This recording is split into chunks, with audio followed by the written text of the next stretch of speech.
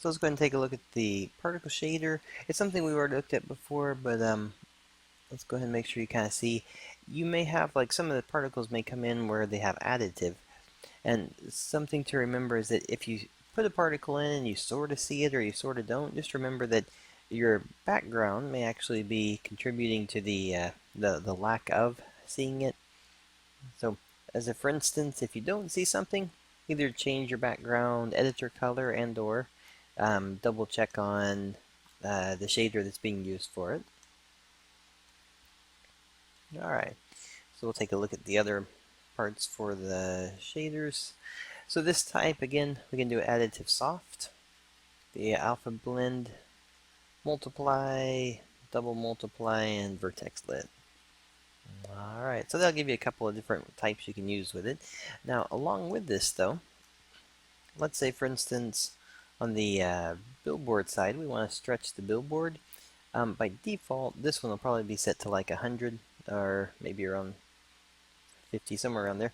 The length scale is that if you want to, instead of just be a square that gets rendered, if you want to stretch it, you can actually stretch them out. So if you had like rain or something coming down, you could actually stretch those to come across. You could also set the length scale to 0, but the speed you could actually change. So for instance, if you notice, like right here where you sort of see them small and then they get bigger, it's based on the speed. So this is a slower speed, and as the fall happens, they actually start stretching further and further. So you could do a speed scale, length, and that's going to be if you do the stretch billboard. Otherwise, you can leave it where it is and it'll just be the same size across the board for it. Alright, and then one more option here we'll take a look at, and this will finish us off, is going to be the option for collision. So when you enable this one, you have an option for bounce. You can set it to, by default, I think it's going to be set to 100. But when it hits something with a collider box, you'll actually have it where it bounces for a set amount of time based just on how long the shape is set for the lifetime. But if I have a collider and I move this in and through, so then all of a sudden you can actually set it so that, zoom in here so you can see this, is that when they come, the longer the lifetime, you can actually have the particles sit on top of an object for quite a while if you wanted to.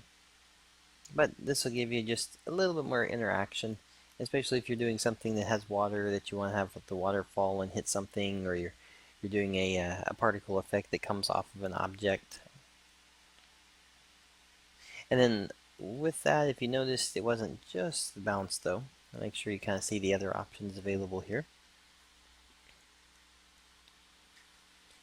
So the dampen just means that when it hits, if you just want it to hit and stop, notice these, though they don't bounce anywhere, they just hit and they stop right there. You can mix them so that it's going to slow the bounce down. You can also say that based off of the lifetime loss is how long do they go before they disappear. You can also say that how fast are they going, the minimum speed, so that when they slow down, if they're going slow enough, then they actually wind up disappearing as well. So a few different ways that you can actually set these up, make them work. We'll take this one here. I'll move this back up so you can see it here for a second. So like this. There we go. So again, you can create kind of a fun feel to it, because even at this point, if I wanted to, I could even rotate it. And then you can kind of have that same stuff pouring and hitting and moving across it. Alright, so there you go. This can be covering just kind of the collider basics there, and give you a chance to add a little bit more life to your particles inside of your games.